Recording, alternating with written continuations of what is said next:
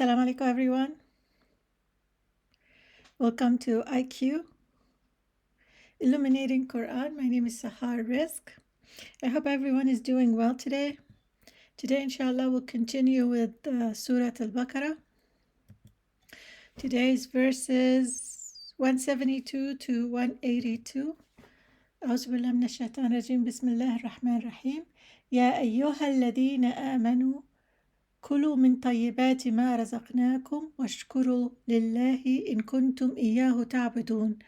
O you who have believed, eat from the good things which we have provided for you, and be grateful to Allah if it is indeed Him that you worship. Gratitude to Allah Gratitude to Allah's gift is a form of worship. إنما حرم عليكم الميتة والدم ولحم الخنزير وما أهل به لغير الله فمن اضطر غير باغ ولا عاد فلا إثم عليه إن الله غفور رحيم. He has only forbidden to you dead animals, blood, the flesh of the swine, and that which has been dedicated transgressing its limits. There is no sin upon him. Indeed, Allah is forgiving and merciful. Yusuf Ali says, dead meat is animal that died of itself. Without slaughter. So God wants, when you slaughter it, you say God's name on it. And forbidding also the swine flesh. Pigs is meat or skin. Because there is trichinosis, which is characterized by hair-like worms in muscles, muscle tissues.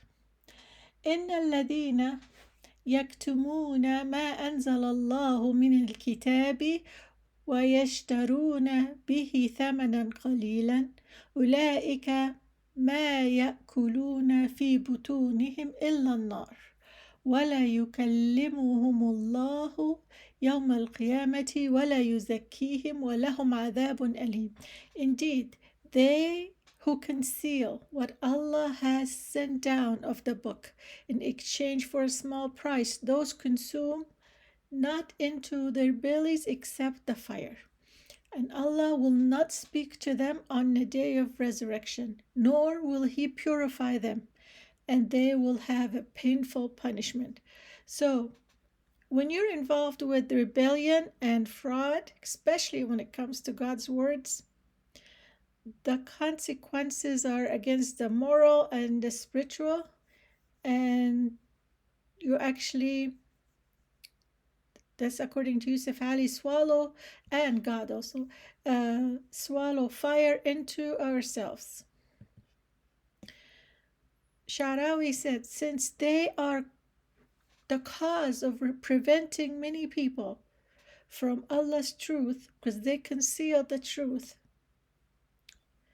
God will not talk to them and will not purify them, and He will punish them severely on the day of judgment. And they only consume nothing but fire in their bellies. أولئك الذين اشتروا الضلالة بالهدى والعذاب بالمغفرة. Those are the ones who have exchanged guidance for error and forgiveness for punishment. فما أصبرهم على النار. How patient they are in pursuit of the fire. ذلك بأن الله نزل الكتاب بالحق وإن الذين اختلفوا في الكتاب لفي شقاق بعيد. That is deserved by them because Allah has sent down the book in truth, and indeed those who differ over the book are in extreme dissension. Now, uh, Asad said, since nazala implies gradualness, continuity in the process of revelation, it is best rendered by the use of present tense. I totally disagree because nazala is a past tense.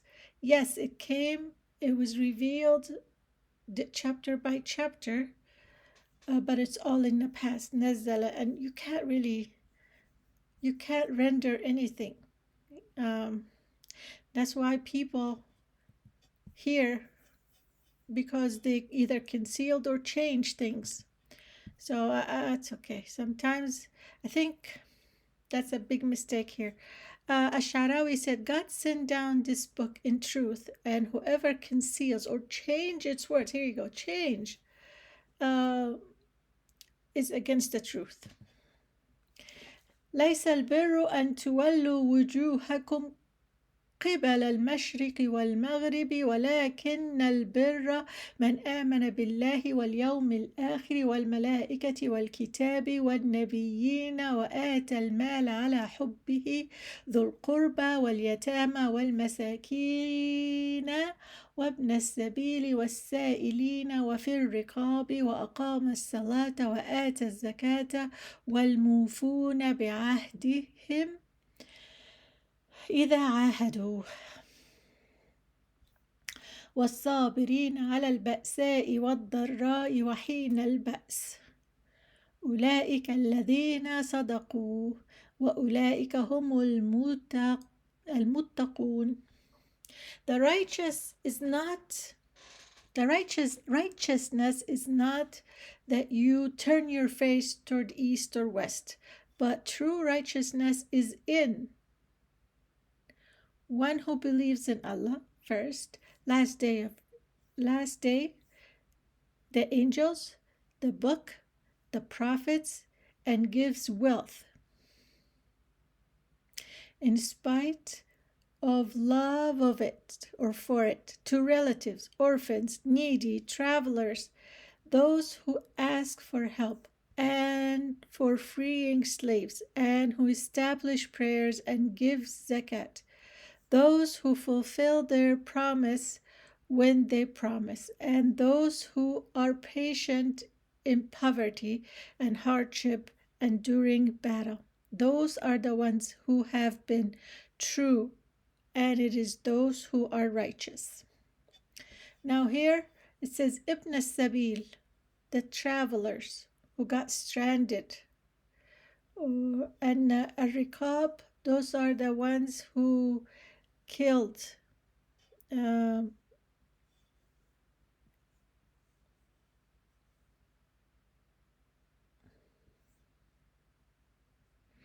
when you kill someone, you have to a soul for soul, or there's a compensation you have to pay.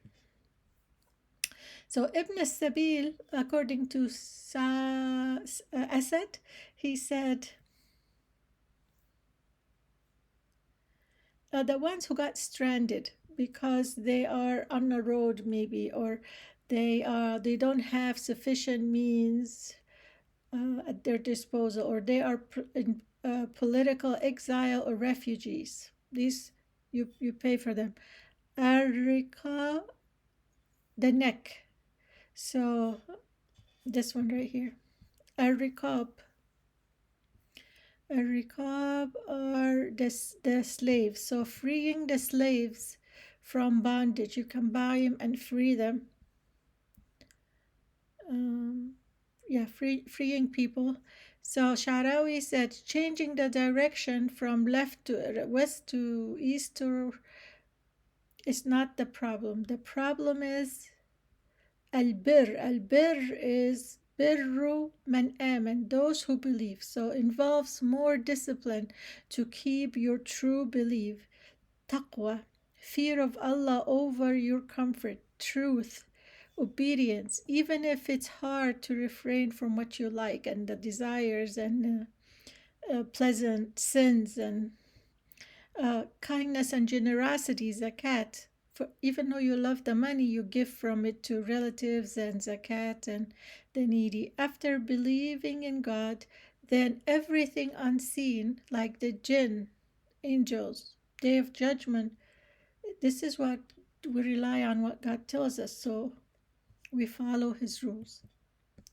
يا أيها الذين آمنوا كتب عليكم القصاص في القتلى Oh, sorry, I was one verse ahead. القتل الحر بالحر والعبد بالعبد والأنثى بالأنثى فمن عفي له من أخيه شيء فاتباع بالمعروف وأداء إليه بإحسان ذلك تخفيف من ربكم ورحمة فمن اعتدى بعد ذلك فله عذاب أليم.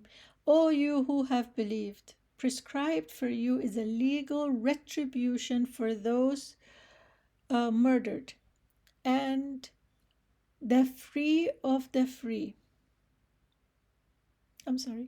The free for the free, the slaves for a slave, and a female for the female.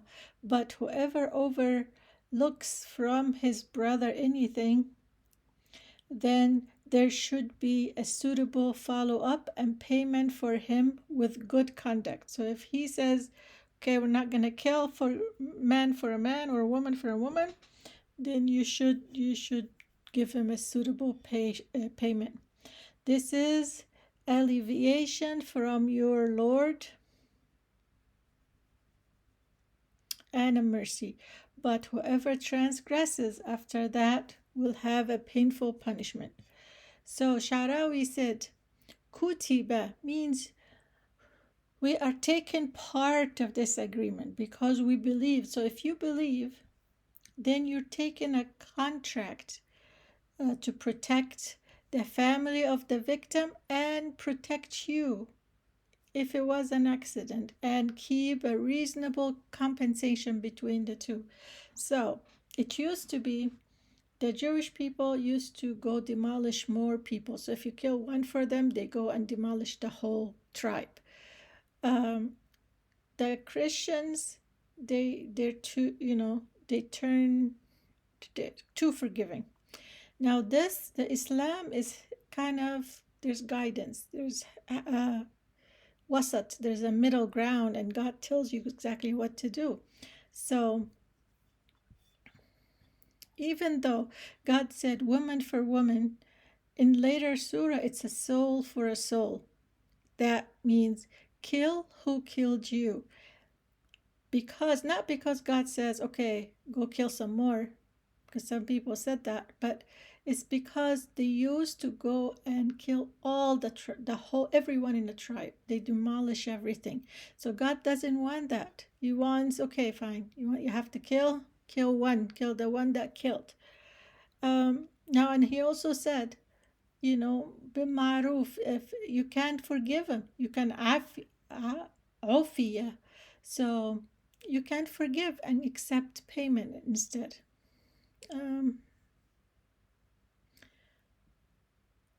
A soul for soul means kill who killed, and I think it's more fair, but God wanted to stop.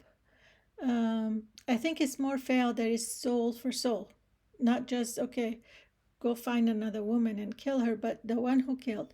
But God wanted to stop the mass killing over one killed soul. So if blood for blood is overlooked, then you should be generous with the compensation to meet their mercy. They were kind to you by letting you go, then you should compensate him. Sometimes the killer goes in hiding, and then the victim's family, they try to trick them. So they announce that they will accept compensation instead of blood. And the killer comes out of hiding, and as soon as he comes out of hiding, they kill him. And God said that's transgression against God, because they tricked him to come out. They give him the peace of mind to come out of hiding, and then they killed him. So there is a severe punishment for that, for tricking him. And whoever tricked and killed cannot accept, the society cannot accept money for him. There's no compensation for him. It's not the same. So because when you pay compensation for the victim's family, God forgives you at the end. But those who did that tricking, the transgression against God, God will not accept compensation for them, and on the day of judgment they will not be forgiven. So Yusuf Ali is talking about exactly what I was just saying, that before Islam, it used to be, demolishing the whole community. There was a mass killing, uh, returning evil. So with the laws of Islam, there is mercy, because okay, fine, if you have to kill one person, the person who killed, don't go and kill the whole tribe. And then with the mercy, then you get a consent that it's okay to pay compensation instead of going killing another life. One life is lost, you don't have to retaliate with killing many lives. And then also, if they're going to pay, if they demand a compensation, then it has to be within the means of that person. If he's not really that rich, don't ask too much. So kind of someone has to be in the middle, trying to, work the details. It has to be reasonable. As that says, making a punishment equal or appropriate to the crime. Yes. Taking life for a life. Preventing retaliation by killing too many. Free for the free, woman for a woman. And then you also have a diya, which is a compensation. You can make payments for forgiveness. So the family forgiveness and also God's forgiveness at the hereafter. وَلَكُمْ فِي الْقِصَاصِ حَيَاةٌ يَا أُولُو الْأَلْبَابِ. If you follow the rules, then you will have haya. لَعَلَّكُمْ تَتَّقُونَ. And there is for you in legal retribution saving of life, O you people who of understanding, that you may become righteous. As that says, there is a safeguard for you as a community, so that you might be able to live in security. God wants you to live.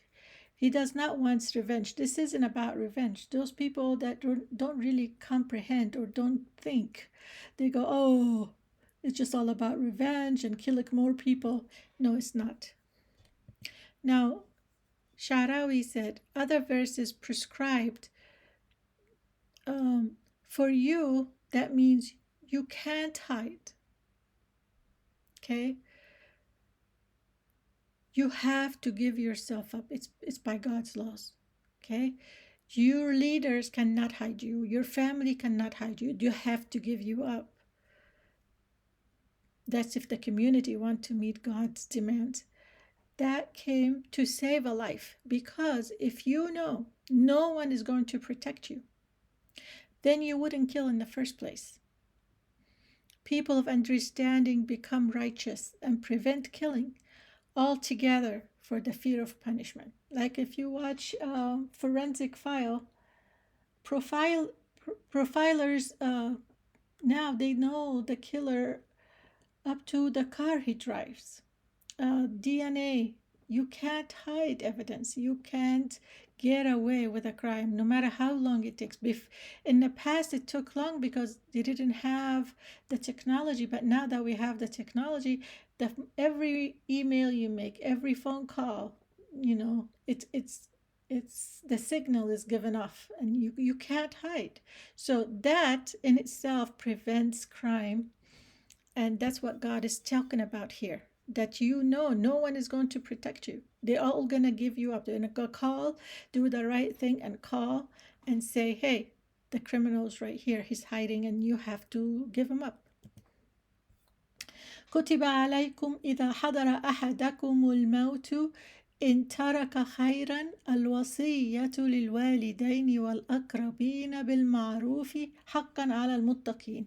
Prescribed for you when death approaches any one of you is he leaves wealth, is that he should make a bequest for the parents and near relatives according to what is acceptable, a duty upon the righteous. This is, of course, different than, now, as I said, khair. Khair is your wealth. That's open to the amount of wealth you have.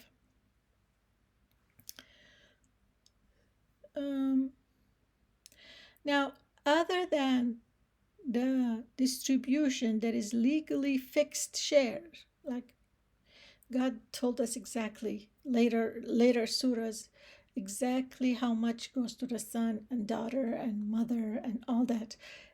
Different than that, you have like some kind of a, in the will, you have a gift or personal shares you give to the parents and the relatives that might need the money. كتب عليكم إذا حضر أحدكم. Okay, so the Sha'rawi said either is when the death come, and that's something that is going to happen. It's just a matter of when. If they have wealth, so it might, or maybe, $1,000 in the 50s are worth a lot more than $1,000 today. So it depends. So he left that up to you. Before Islam, people used to leave everything to their kids and nothing to their parents, and God wanted parents and poor relatives to be included in the wealth left by the deceased. فمن بدل بعد ما سمعه فإنما إثمه على الذين يبدلونه إن الله سميع عليم. Then whoever alters the bequest after he has heard it, the sin is only upon those who altered it. Indeed, Allah is hearing and knowing. So as it says, so he didn't say it. He heard it. So it's not really in writing, but before he died, he said, leave this, and that to these members. And he heard it. But then he was maybe dishonest and he altered the wording of the deceased, and that is a big sin. There's a big punishment. But it's only on the one who heard the words and altered it, not on the deceased one. If not written, someone heard the division from the dying person, it cannot be, he cannot alter it. And if he does, it's a severe punishment only on the ones who altered the dying person's words. فَمَنْ خَافَ مِنْ مُوسٍ جَنَفًا أو إثما فأصلح بينهم فلا إثم عليه إن الله غفور رحيم. But if one fears from the bequeather some error or sin, and correct that which is between them, there is no sin upon him. Indeed, Allah is forgiving and merciful. Sha'rawi says, in a division, if the division is unfair and not following God's guidance or Islamic inheritance law of division, then the one who is usually the bequeather is usually a lawyer nowadays, or people around the dying person should remind him of God's divisions on the rights, regardless of how he feels about them. If you don't like your son, you can't deprive him of his rightful inheritance. That's according to God's laws. So they have to remind him of the of what's right. That's their duty. They intervene. And then if it's between, so if a father and son, maybe they can, make their effort to make a makeup, intervene, and have them work out their differences and see God's inheritance law are met. That's their job. Also, the differences between the inheriting and the ones in the will. So remember, we said there are ones that have a specific, it was right here. There were specific percentages, fixed percentages, and there's a gift in the will. And they might fight after the person dies. So it's the person, sorry, let me find my way.